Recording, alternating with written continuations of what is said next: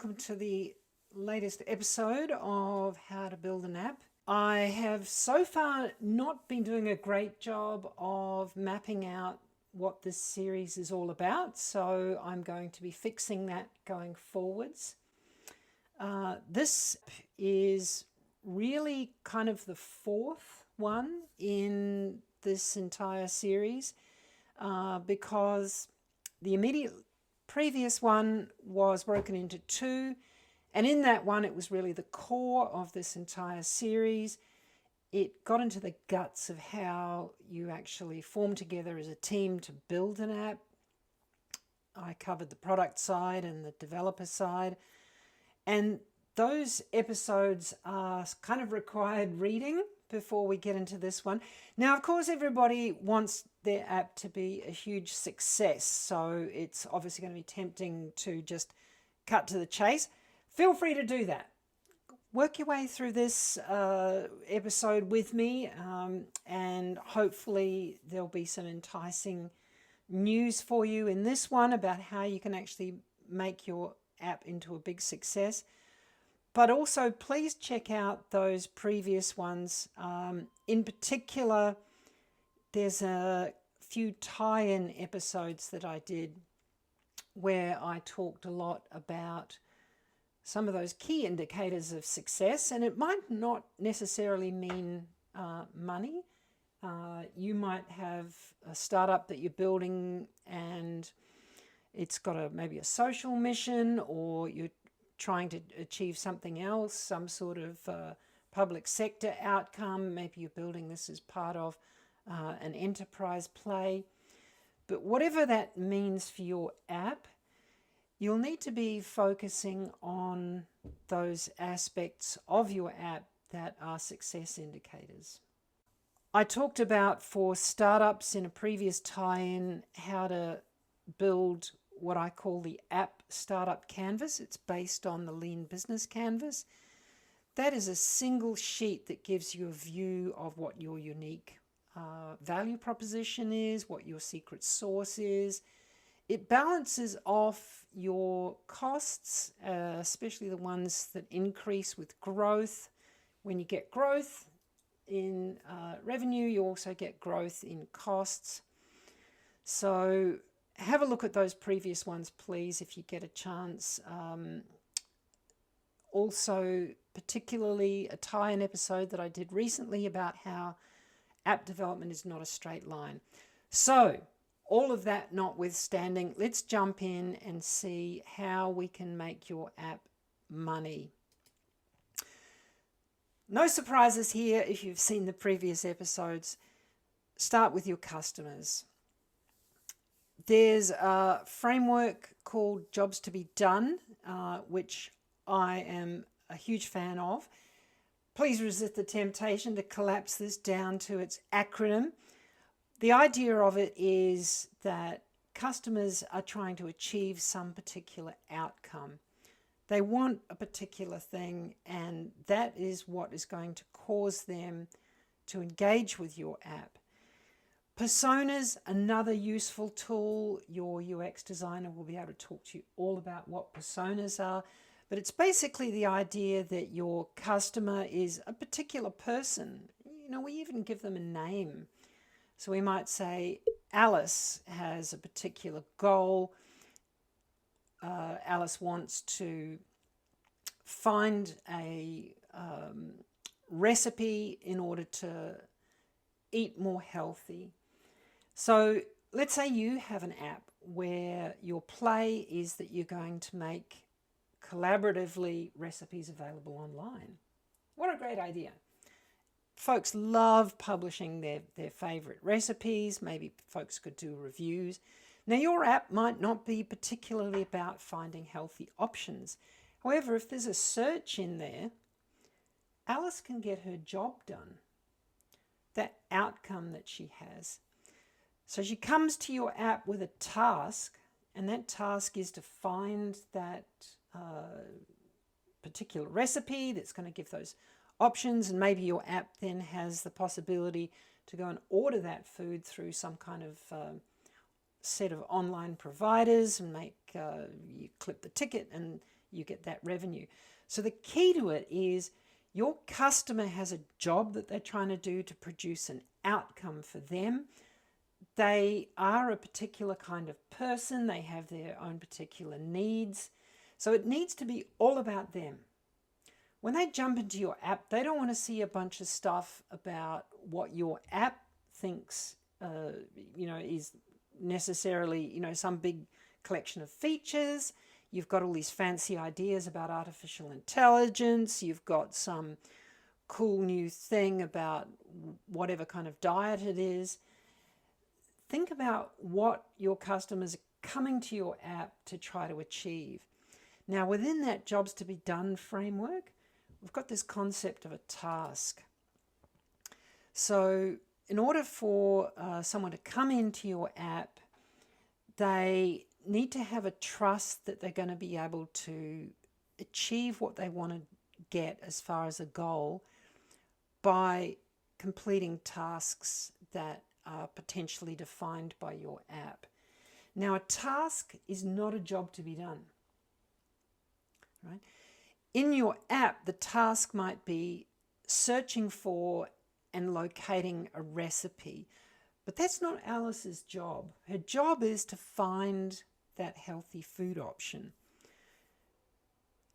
As we build up trust, we might start to believe that, I can search in this app and I can find that healthy food option that I'm looking for, or whatever it is for your app. So in searching online, maybe we come across an advertisement, or one of your community managers has done a social share online, and we get attracted in, all right, I'm going to take a chance. I'll download this app onto my phone. I'll give it a go. Maybe after downloading it, I run out of time and the next day I come back into the app. Why am I going to do that? What is it that's going to cause me to come back into the app a day later? Could be an email. Maybe with knowledge from some clever marketing tactics that you might have used. You might have some profiling information, some context-aware advertisements. Whatever the case, you've landed in Alice's inbox with that email, and, such and such a company has a special on a range of healthy food options. Perhaps that was a search term that Alice might have used. So that is going to cause a retention, a spur for somebody to come back into the app via that email, which is going to deep link into the app. Otherwise, what happens is, we ignore the app. It drives us crazy. It's still there on our home screen. You're swiping across to find your banking app later, and you're like, what is this app? Why did I download that? And you just delete it. Or, as modern smartphones do these days, they can get rid of apps that you're just not using. Finally, the next step would be, if you don't churn out, you stay in that app day after day, and then you're going to come back in. And this is the great thing about apps, is once you've got somebody on that platform, they've got that app installed, you've increased that trust, they start to think, this task, I'm searching, I'm finding a few recipes on, this one looks good. I'm going to jump in there, engage further down that path, down that set of actions that I'm taking that eventually leads me to the end of my job, where I'm going to finally order that food. I decide, I could drive down there and get it, says Alice, but I'll trust this app. I think I can spend money using my credit card. It'll save me time. I'm seeing reviews from the community in this platform. And I think it's worth it. I'll buy this app. Now that Alice has derived that value from the app, you get that monetization. You get that chance to clip the ticket. When your customers provide their trust to you and you provide in return, closing out that job to be done, getting those tasks across the line. That's when that monetization can happen. So that's the general plan that I'd like to suggest. Now, how do we get to the specifics of it? What can we learn from existing apps? Well, there's a few different types of apps that we tend to see.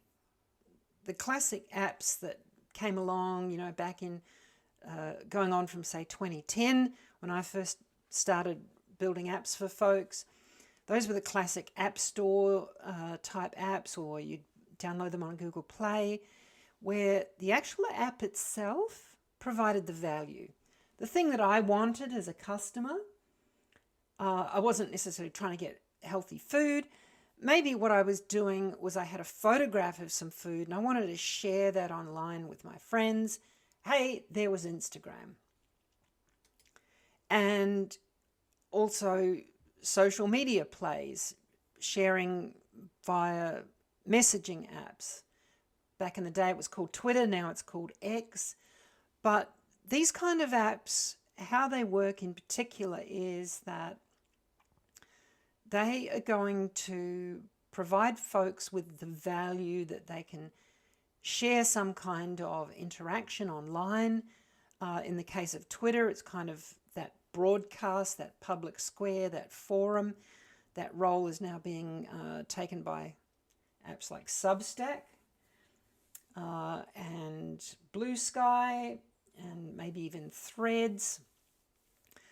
But looking at these apps, you've got this general sort of play. It's a platform play. And as I've said in previous talks, classically we knew of this via our phones because we were taught by our phones that, it's great to send short messages to our friends. It's great to pull out that camera that we've got in our pockets and take a photograph and share it. So those apps were unique to the phone platform. But as per that previous talk that I did, these apps are uniquely mobile in that they're really in the palm of your hand, but with that cloud integration, with that deep platform behind them. So when I talk about the value being inside the app, I mean inside that entire platform. I might allow notifications and Twitter pops up and says, oh, hey, we've got something happening. Somebody responded to one of your tweets, and therefore you get that drive to go back in via that loop where you've acquired, you've then retained into the app, you're keeping it available there on your home screen and then moving through to actually engage with Twitter advertisements. Another kind of app is one where the value for the customer comes from commerce. That's a transaction. There's like maybe a two-sided marketplace. And I'm talking here about your Airbnbs, your Facebook marketplace, but through to things like the banking app that you might use, or any kind of app where you're engaging with some kind of commercial entity, and the value to me as the customer, I'm Alice, I want to achieve something. My goal is to have a great holiday. I want to know that I've got all of my accommodation locked in and I don't have to worry about it. So my job to be done, maybe my partner and I are going on this holiday. My job that I have to do is to get that booking done and have it locked in and know that it's all safe and secure and that I'm getting what I asked for. Airbnb is creating that online marketplace between the folks who are wanting to rent out their vacation home and the other folks who are wanting to go on holidays. And the value to the customer comes from that commercial transaction. And then Airbnb themselves, they're clipping the ticket on the way through, getting a small percentage by creating that marketplace. If you look at an app that is integrated tightly with some sort of commerce, some sort of interaction, When we go to market with an app like that, we have particular plays that we can make. Now, I've talked briefly before about go-to-market strategies when I was working in a co-work space with folks who were trying to build an app for their startup. They would say to me, well, I just want to go to the world with my app. I've got this great app. Why wouldn't I just publish it everywhere, all different countries everywhere? The chance that you have with a commerce-related app is to focus down on that niche, hit that very small market that you can tightly control. Because what you can do is you can go out there to that location, your marketing technology or your MarTech, those folks, they can focus those advertisements online to say Brisbane CBD, folks who are in the Brisbane CBD between 9 and 5, and say to them, oh, hey, you know what, here's an advertisement for those folks. Tie it in with pull-up banners or sandwich boards that are going to drive some particular value. Maybe they get a voucher, and then when they arrive at the store, they've already got the app installed, or if they don't have it installed yet while they're in the queue, they're like, oh, hell, I can avoid this queue. I'm going to download the app. So niching with those various marketing technology parameters allows you with a commerce-related app to really zero in on what that customer job to be done actually is. Why would you want to do that? Why would you want to niche down? Why limit the customers? Well, what you can do when you do that is you can work directly with those customers. You can have boots on the ground. You can have folks going out to the stores. You can have people watching the behavior of those individual transactions and just saying, well, did we nail it? Did we get it right? Are people downloading when we have this kind of advert, or are we downloading when we have that kind of advert? Our community manager who's watching those individual pieces of feedback.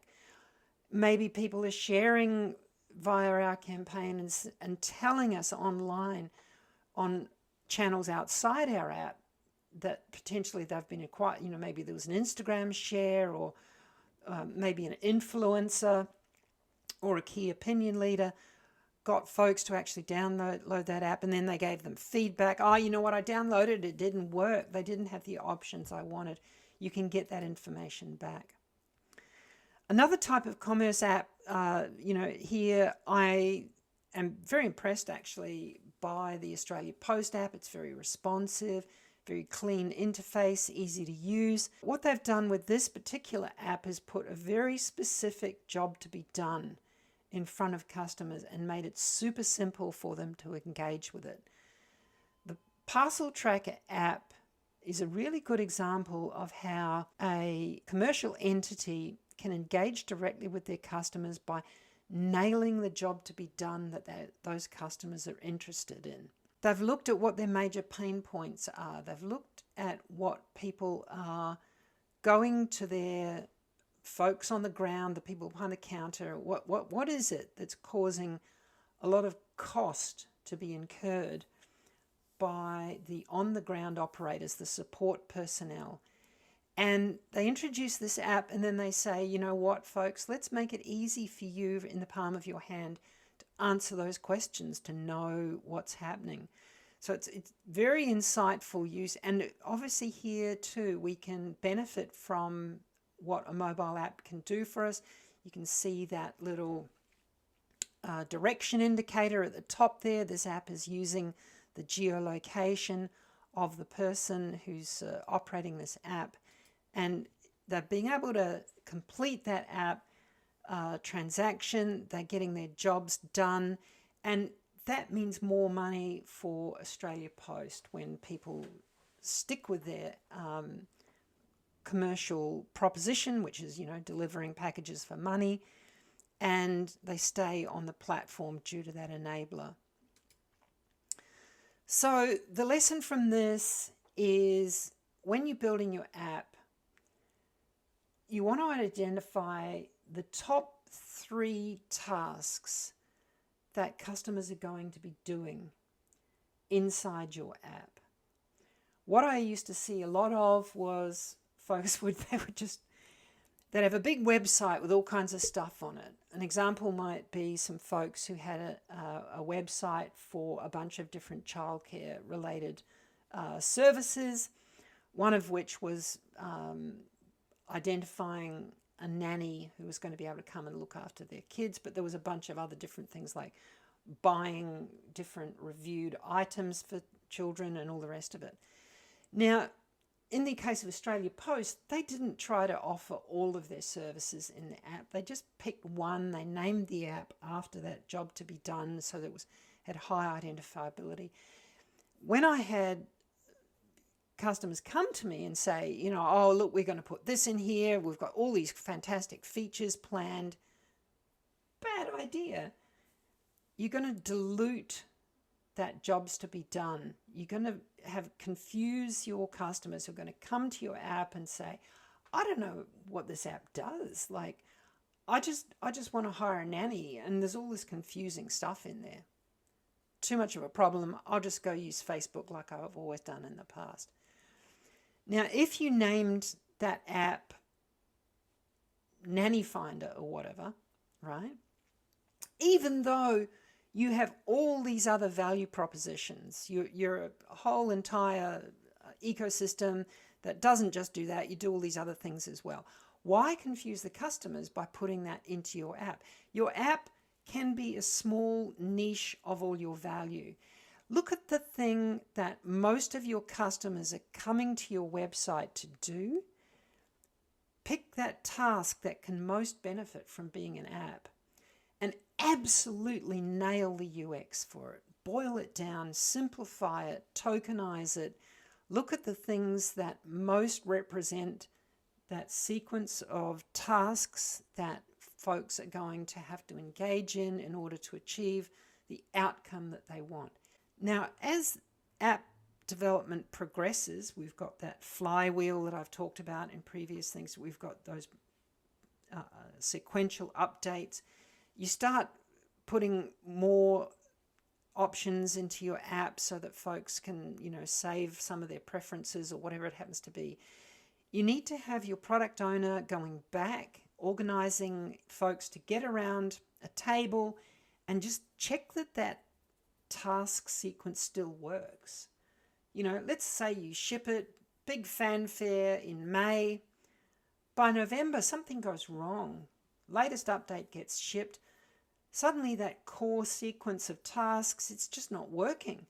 And then you find out that on Android, when people get the notification, it's not permitted anymore, or something's gone wrong, the deep linking has broken, and they're not being taken to the actual point of why they even went back into the app in the first place. They got an email, clicked on the deep link, didn't work. So that's why you need to be checking end-to-end daily what those tasks are doing. Another problem can be, and this is especially the case with payment systems, I jump into the app and I just get a wait cursor and I'm like, what is this? All I want to do is book this nanny, right? And that's the last step. That's the thing that's going to get you as a startup. That's going to get you your money. Or if you're, some other kind of play, success means something else. Whatever the case, if people are waiting, they're churning. And this is especially true on the mobile platform if you don't handle a no network condition. It's a mobile platform. People are going to be on the go, driving around, and they have intermittent network connections. So you need to make sure that your app works and recovers from error conditions properly without displaying that unending wait cursor. And to do that, you need to have your folks sitting around a desk, turning off the network, trying the app to see if it still works. So talking about retention, we've got this concept of a funnel, and I'm not going to go deep into marketing stuff here. This session is a lot about go-to-market strategy, but I'm talking about it from the app side. How do you go with your app to where your customers are and meet them there at the place where they want to be with the value prop that they're trying to achieve, what is it that's going to cause them to drop and uninstall your app or just ignore it? That retention thing often kicks in with mobile apps, because what you see is you're spending $50 maybe on driving people via a highly, maybe a very expensive keyword on a Google advert, or maybe your social media folks are spending a lot of energy on, building up that buzz around your app, or you've got your key opinion leaders or influencers. And after spending all that energy, you find that folks have installed the app and then nothing's happening. You may be getting a first open, that note that your analytics are telling you somebody's opened the app, but then nothing's happening. What is even going on? I worked in a co-working space, and then I had my own startup in an accelerator, and there were some folks in there with me that they were great guys, loved them to bits, very talented, very insightful, incredibly hardworking, and they built an app to work with tradespeople. Now what they found, without digging into it too far, was that the tradespeople would download the app and then they'd just be like, what do I do now? And my friends in the startup accelerator, they were getting in their car and driving out to visit these tradespeople and walking them through installing it on a phone. And in some cases, what they actually had to do was get an old secondhand phone and say, oh, here you go, here's a phone with it already installed. And then the people were like, oh, this is the phone for the app. Great, I'll go through and, do the app thing now. They didn't want to put it on their own phone because it was kind of a work situation. So the only way they found that out was through what I call boots on the ground. I've mentioned this in previous talks. How do you get past this? How do you coach folks to engage with the value proposition of your app when they're not even getting past first base? They've opened the app after they've installed it, and what's there on the screen doesn't match the job to be done that's in their heads. The problem there is often with the framing of how you've set up your startup in the first place. Are you even convinced that people really want this? Are you selling it to the right customers? So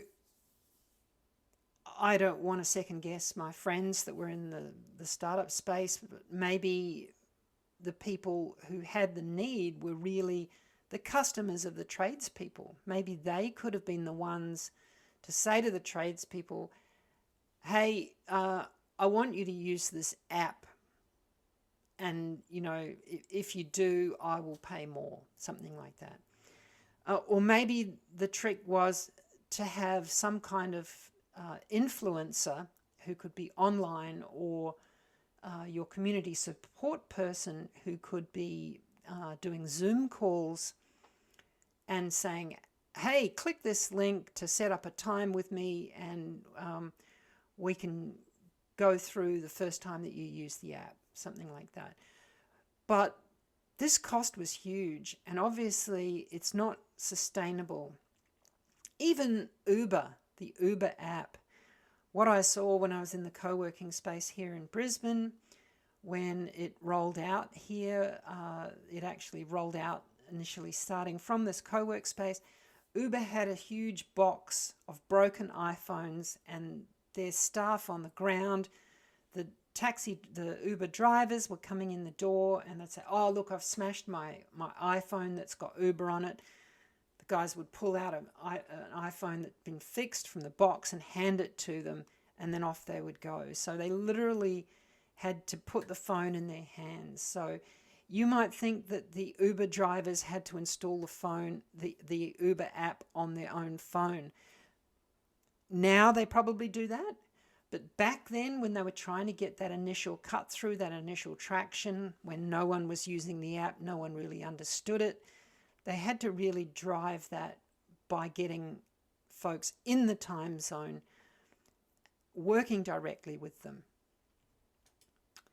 So that's some ways that you can kind of hack the customer base by getting out amongst it, niching down, finding who those people are, talking to them directly, working through your customer support people, your key opinion leaders, your influencers, having your sales folks working directly with them.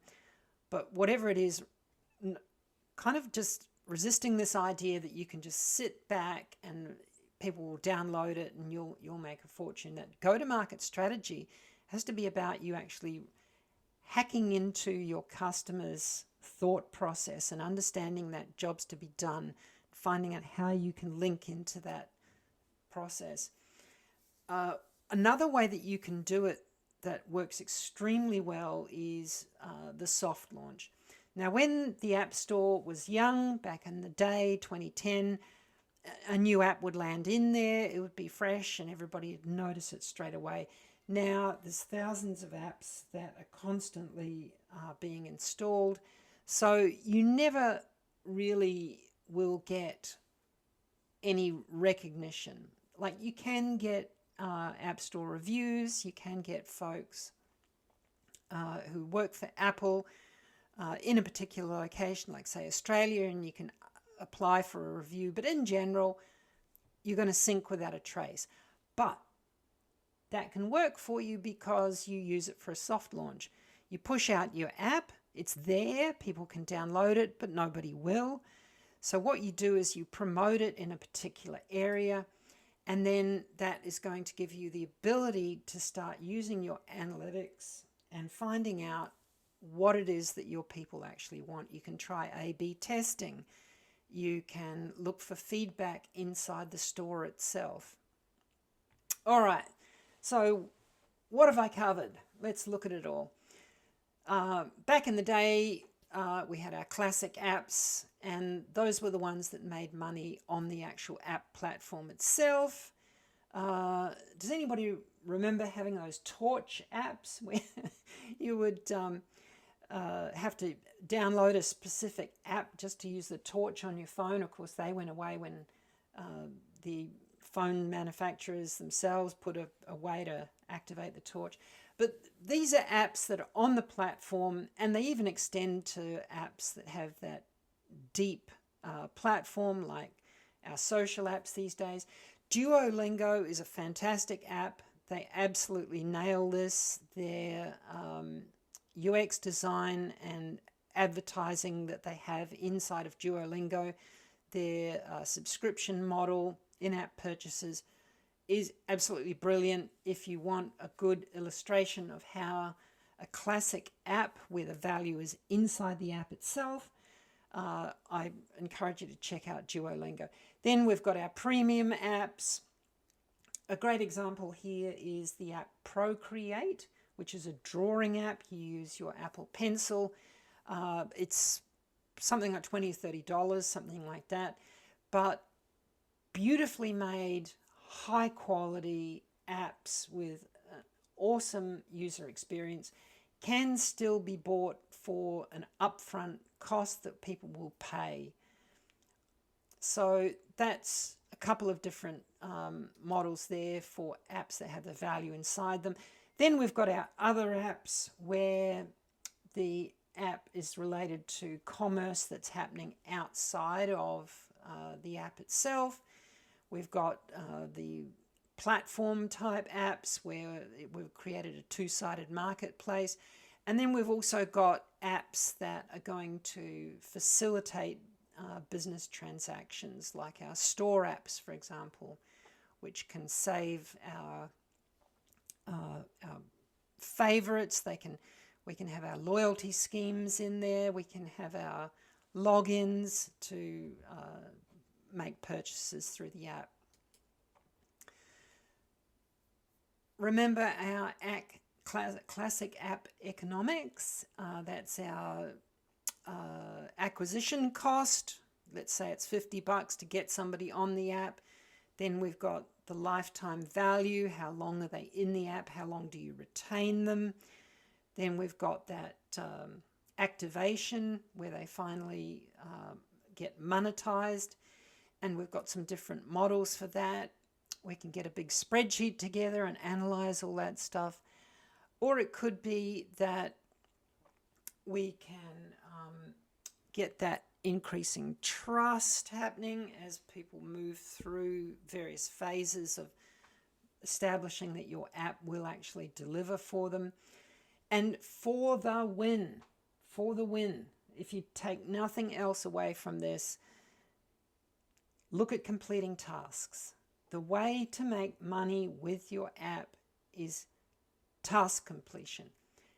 And not just any tasks, the tasks that are part of your customers' jobs to be done. Remember, if you've got an app where you can search for recipes, that task of searching for a recipe is not the customer's job. Their job is to find a healthy meal. But if you can convince them and build trust that they are going to be able to find that healthy meal on your app, then you want to make sure that that actual task does complete. And it's no use if all the steps work and then the final one, they've got that wait cursor where they're just stuck. Your go-to-market strategy. You may need to get boots on the ground. You may need to create a niche. And what that's going to do for you is make sure that folks who you are trying to drive onto your app with that very expensive acquisition phase, they are going to download the app and they're actually going to get past any friction points and they're going to close out that final piece of value that allows them to actually achieve the value proposition from your app, but also it's going to achieve what they want out of the app. So they're going to book that holiday that they need to get locked in. All right. Thank you so much for listening to Totally a Thing. Please subscribe, jump through to my Substack, and I look forward to seeing you in my next video.